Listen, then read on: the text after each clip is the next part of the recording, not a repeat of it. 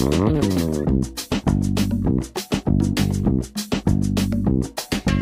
आज की पाठशाला में हम कक्षा 7वीं विषय हिंदी विषय में बच्चों आज हम एक कविता पढ़ने वाले हैं और कविता का नाम है हम चलते सीना तान के।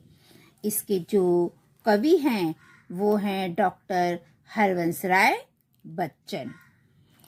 जन्म 27 नवंबर 1907 इलाहाबाद उत्तर प्रदेश। मृत्यु 18 जनवरी 2003। रचनाएं मधुशाला, मधु कलश, निशा, निमंत्रण, क्या भूलूं क्या याद करूं, 10 द्वार से सोपान तक, नीड़ का निर्माण, फिर आदि। परिचय। बच्चन जी हिंदी कविता में उत्तर छायावाद के प्रमुख कवि हैं। प्रस्तुत रचना के माध्यम से कवि ने समता, बंधुता, श्रम एवं देश प्रेम की भावना के महत्व को प्रतिपादित किया है। तो सबसे पहले बच्चों हम क्या करेंगे, हम इस कविता का वाचन करेंगे। ठीक है, मैं गाने का एक छोटी सी कोशिश करना चाहती हूँ। मुझे गाना तो नहीं आता है बट थोड़ा मैं कोशिश करती हूँ। अगर आपको अच्छा लगे तो चैनल को लाइक सब्सक्राइब जरूर करिएगा। ठीक है, चलो हम सबसे पहले कविता का वाचन करेंगे। धर्म अलग हो, जाति अलग हो, वर्ण अलग हो, भाषाएं, पर्वत सागर तट वन मरुस्थल मैदानों से हम आए। फौजी वर्दी में हम सबसे पहले हिंदुस्तान के, भारत माता के बेटे हम चलते सीना तान के। हिंदुस्तान की जिसकी मिट्टी में हम खेले खाए हैं, जिसकी रजकण हमको ममता समता से अपनाए हैं। कर्ज चुकाने हैं हमको उन रजकण के एहसान के, भारत माता के बेटे हम चलते सीना तान के। जिसकी पूजा में सदियों से श्रम के फूल चढ़ाए हैं, जिसकी रक्षा में पुरखों ने अनगढ़ शीस कटाए हैं। हम रखवाले पौरुष वाले उनके गौरव मान के, भारत माता के बेटे हम चलते सीना तान के। हम गिर जाएं किंतु ना गिरने देंगे देश निशान को, हम मिट जाएं किंतु ना मिटने देंगे हिंदुस्तान को। हम सबसे आगे रहते अवसर पर बलिदान के, भारत माता के बेटे हम चलते सीना तान के। जो वीरत्व विवेक समर में हम सैनिक दिखलाएंगे, उसकी गाथा भारत के गांव नगर घर गाएंगे। अनगिन कंठों में गूंजेंगे बोल हमारे गान के, भारत माता के बेटे हम चलते सीना तान के। भारत माता के बेटे हम चलते सीना तान के। धर्म अलग हो, जाति अलग हो, वर्ण अलग हो, भाषाएं, पर्वत सागर तट वन मरुस्थल मैदानों से हम आए।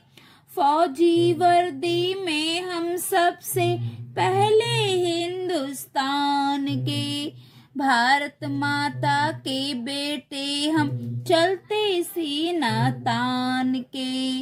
भारत माता के बेटे हम चलते सीना तान के। बच्चों बहुत ही सुंदर कविता है।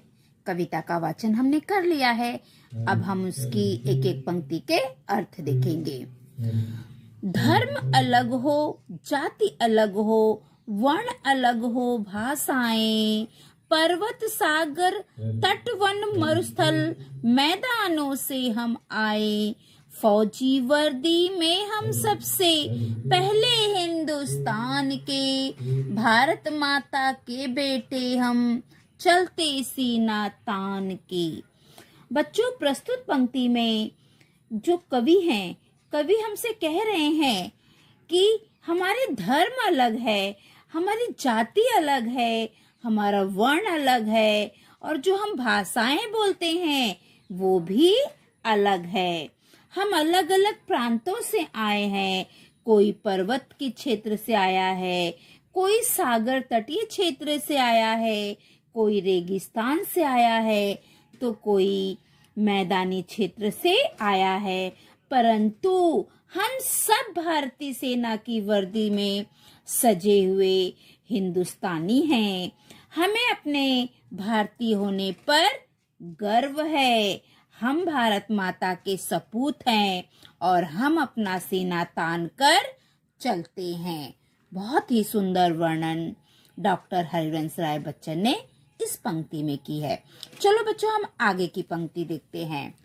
हिंदुस्तान की जिसकी मिट्टी में हम खेले खाए हैं, जिसकी रजकण हमको ममता समता से अपनाए हैं, कर्ज चुकाने हैं हमको उन रजकण के एहसान के, भारत के बेटे हम चलते सीना तान के, भारत के बेटे हम चलते सीना तान के। प्रस्तुत पंक्ति में कवि कहते हैं, अपने देश की जिस मिट्टी से हमारा पालन पोषण हुआ है, जिस मातृभूमि में खेलकर हम बड़े हुए हैं, कवि कह रहे हैं कि हिंदुस्तान की जिस मातृभूमि में हमारा जन्म हुआ है, जहाँ पर हमारा लालन पालन हुआ है, जहाँ पर हम खेल कूद कर बड़े हुए हैं, उस मिट्टी ने हमें बड़े प्यार से, ममता से, समता से हमें पाला है। हमें उस पवित्र मिट्टी का कर्ज चुकाना है। कवि कहते हैं कि हमने जिस मातृभूमि, हिंदुस्तान की जिस मातृभूमि पर हमने जन्म लिया है, जहाँ पर हमारा लालन पालन हुआ है, जहाँ पर हम बड़े हुए हैं, जहाँ पर हम खेले कूदे हैं, उस मिट्टी का हमें कर्ज चुकाना है।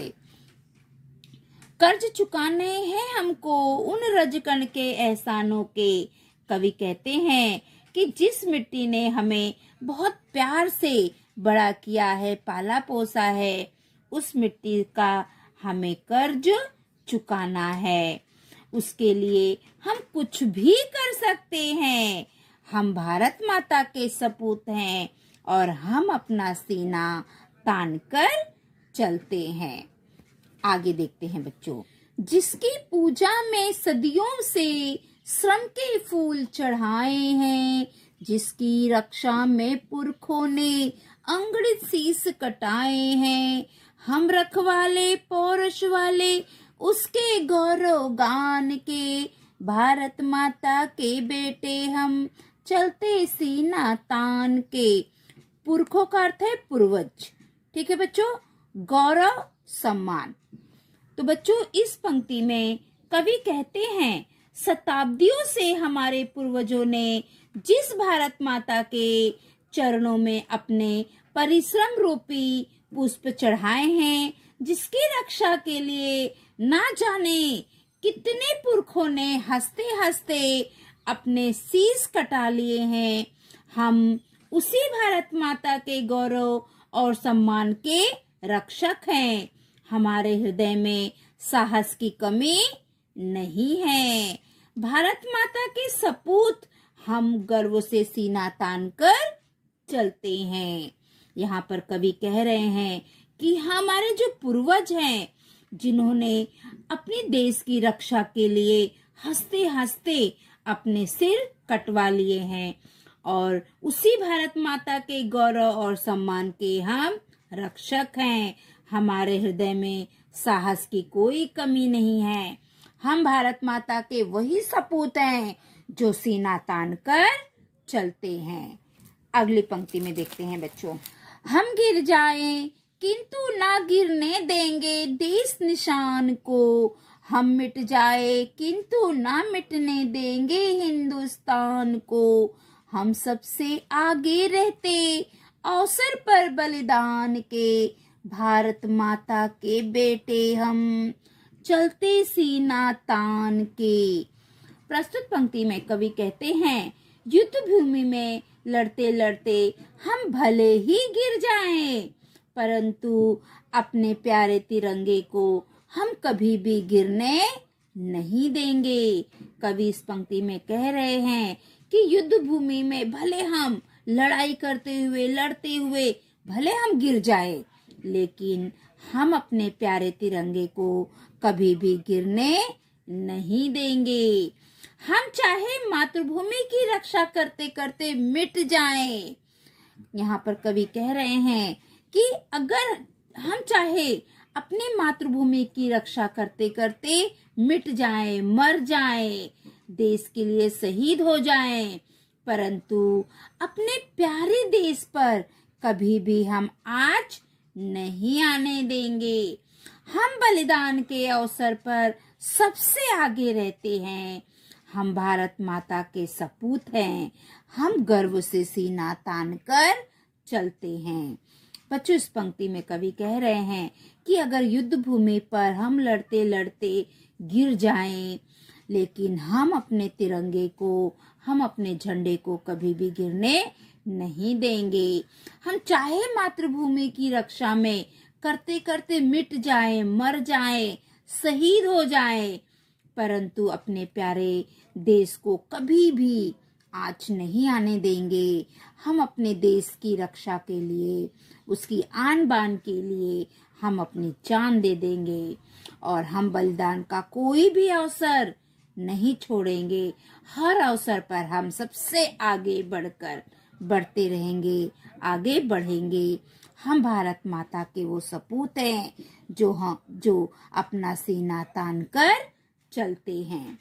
अगली पंक्ति, जो वीरत्व विवेक समर में हम सैनिक दिखलाएंगे, उसकी गाथाएं भारत के गांव नगर घर गाएंगे। अनगिन कंठों में गूंजेंगे बोल हमारे गान के। भारत माता के बेटे हम चलते सीना तान के।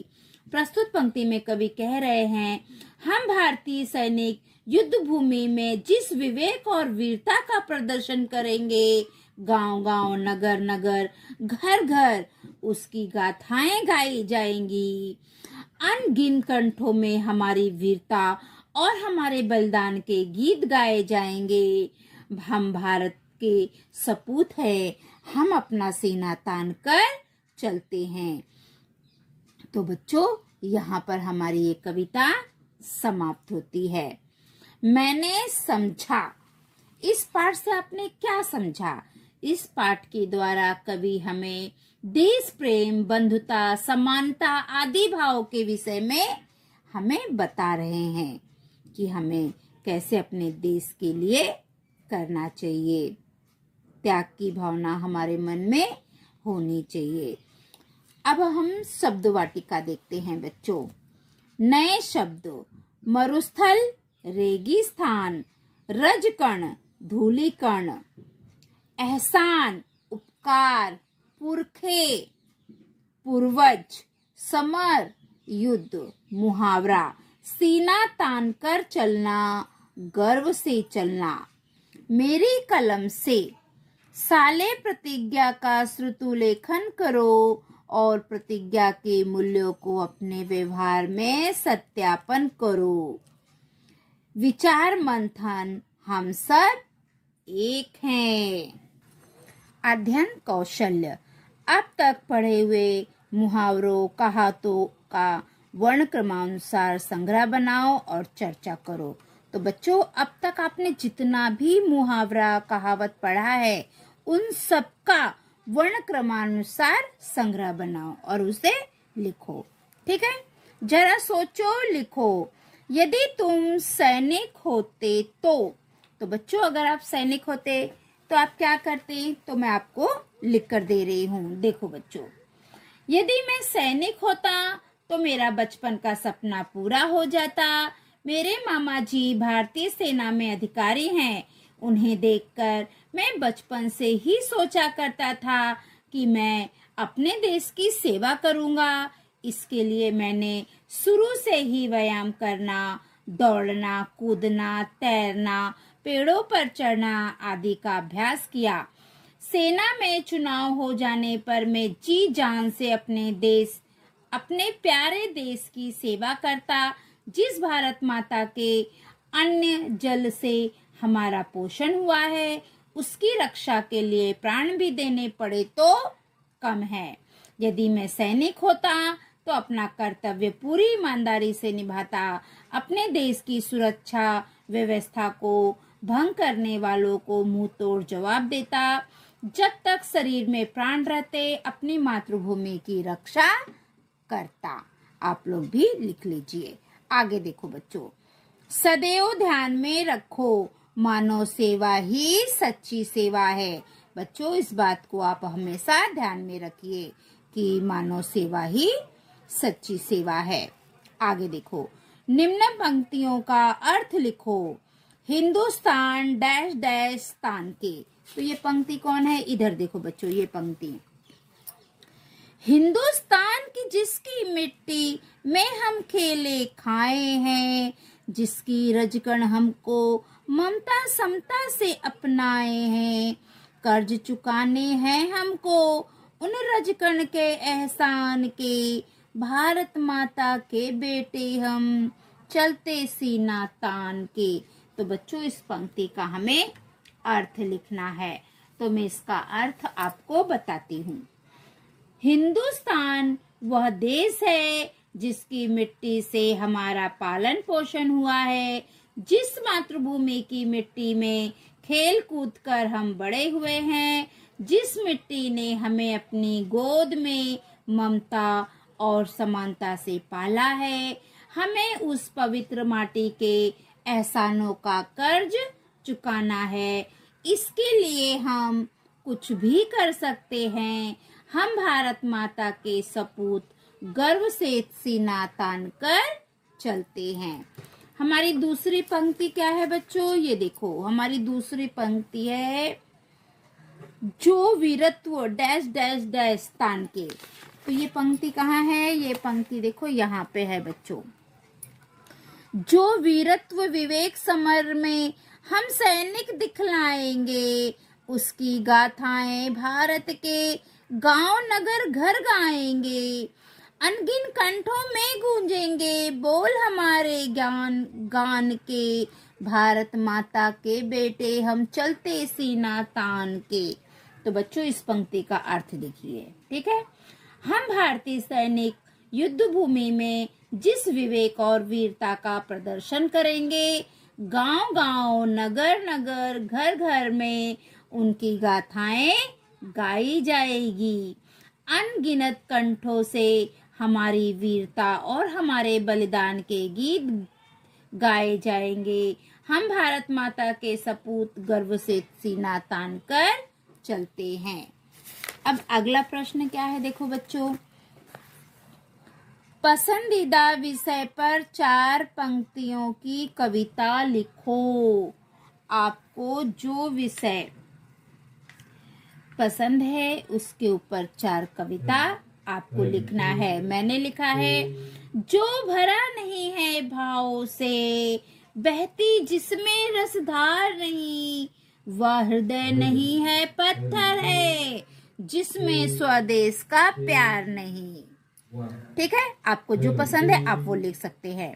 प्रश्न तीसरा, इस कविता का केंद्रीय भाव अपने शब्दों में स्पष्ट करो। तो उत्तर देखिए बच्चों, हम भारत माता के बेटे सीना तान कर चलते हैं। हम अलग अलग धर्म, जाति, वर्ण, भाषा, प्रांत से आए हैं। हम जिस मिट्टी में खेल कूद कर खाकर बड़े हुए हैं, उस जिसकी रक्षा में हमारे अगिनत पुरखों ने अपने शीश कटाए हैं।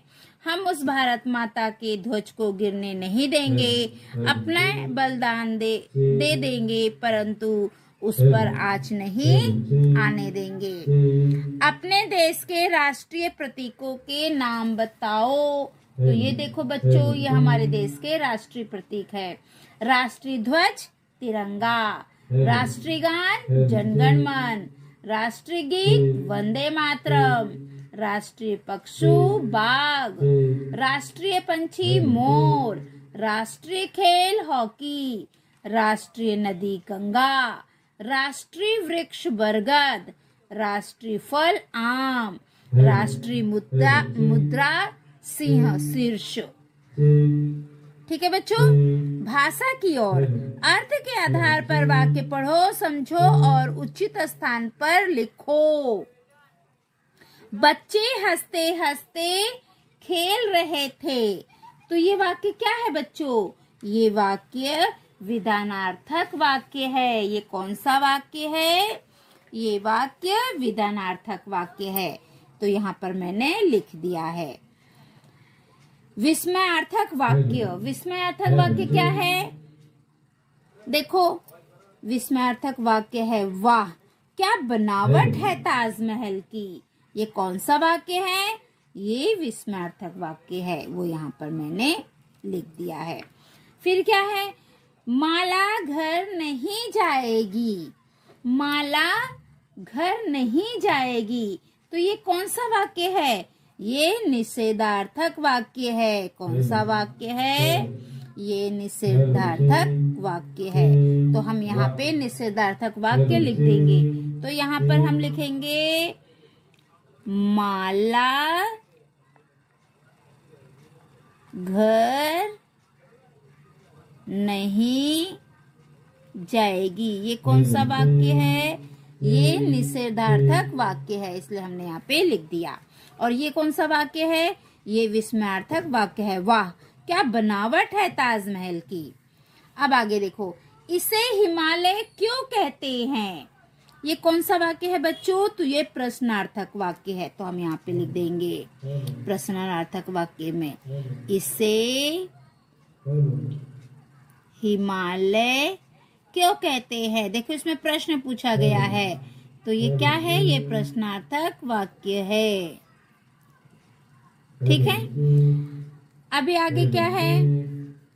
चौथा, सदैव सत्य के पथ पर चलो। सदैव सत्य के पथ पर चलो। ये कौन सा वाक्य है? ये है आज्ञार्थक वाक्य। तो यहाँ पे हमें आज्ञार्थक वाक्य लिखना है। तो हम यहाँ पर लिख देंगे सदैव सत्य के पथ पर चलो। ये कौन सा वाक्य है? ये आज्ञार्थक वाक्य है, इसलिए हमने इसको यहाँ पर लिख दिया। ठीक है।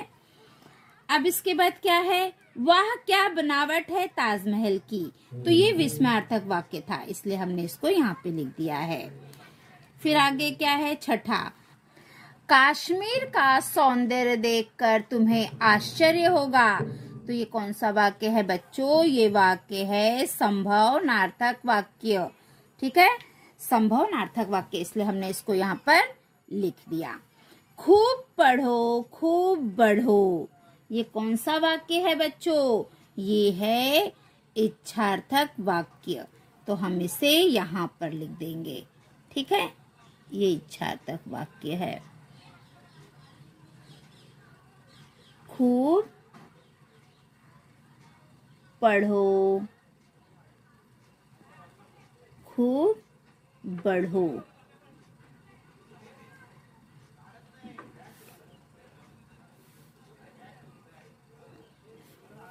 ठीक है, खूब पढ़ो खूब बढ़ो। ये कौन सा वाक्य है? ये इच्छार्थक वाक्य है। ठीक है। अब और कौन सा बचा? हाँ, एक और रह गया बच्चों। यदि बिजली आएगी तो रोशनी होगी। ये कौन सा वाक्य है? ये वाक्य है संकेतार्थक वाक्य। संकेत दे रही है कि यदि बिजली आएगी तो रोशनी होगी, तो इसे हम यहाँ पर लिख देंगे। बच्चों, मेरे एक हाथ में मोबाइल है तो मेरा हिल रहा है, मुझे लिखने को नहीं हो रहा है ठीक से, तो लेकिन आप लोग ठीक से लिखिए। यदि बिजली आएगी तो रोशनी होगी।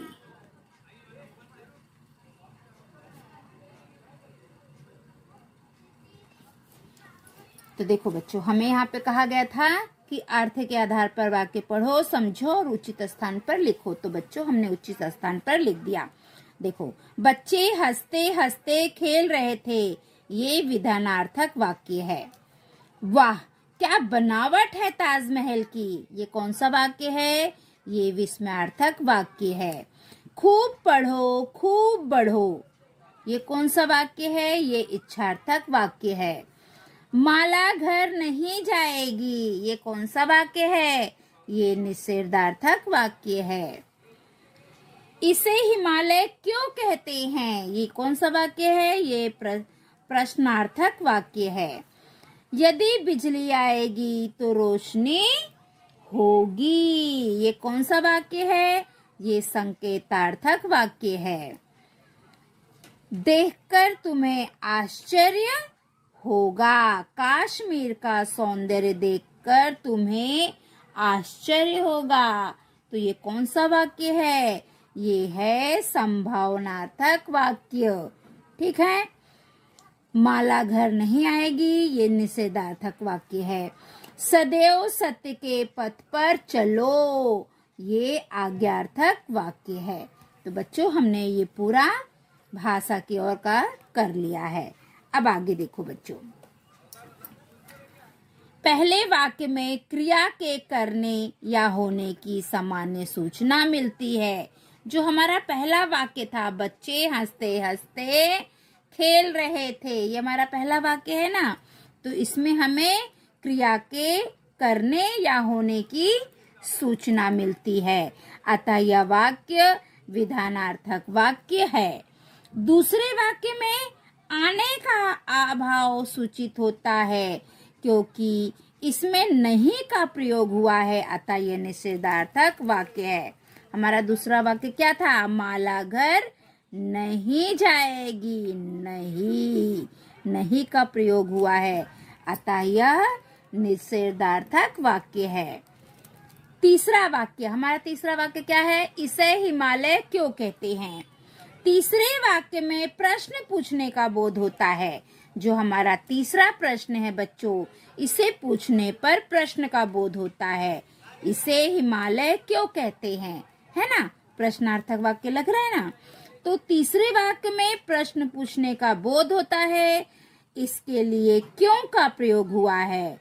किसका प्रयोग हुआ है? क्यों का प्रयोग हुआ है, अतः यह प्रश्नार्थक वाक्य है।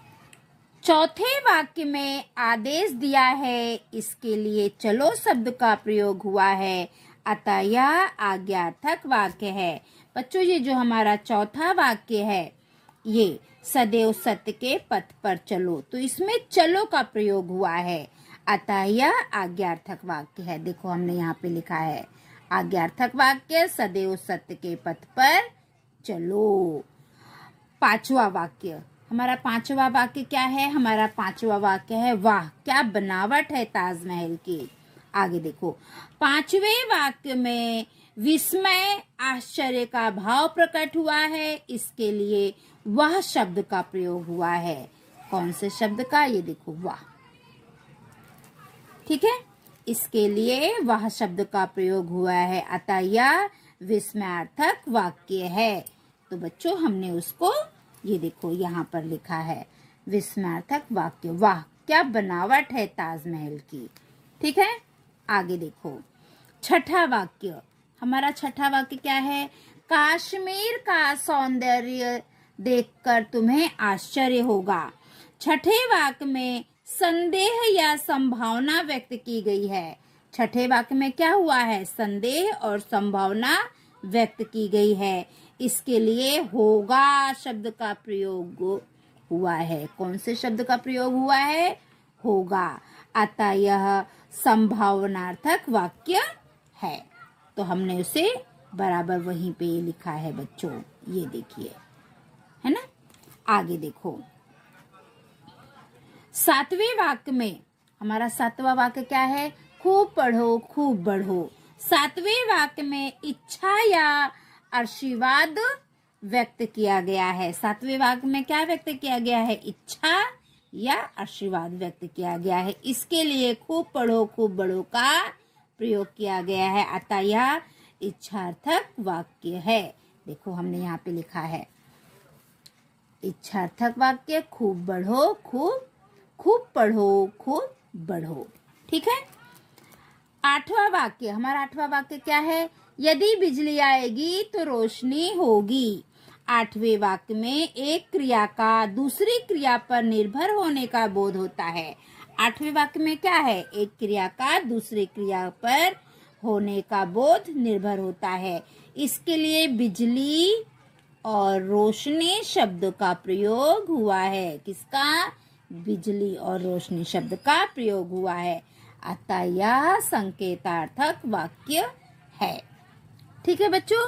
तो बच्चों, विधानार्थक वाक्य किसे कहते हैं, प्रश्नार्थक वाक्य किसे कहते हैं, ये आपको समझ में आ गया होगा। तो बच्चों, हमारी जो आज की पाठशाला है वो यहीं पे समाप्त होती है। अगली पाठशाला में हम कल फिर मिलेंगे। अगर आपको मेरी ये पाठशाला अच्छी लगी हो तो मेरे पाठशाला को लाइक करिए, सब्सक्राइब करिए।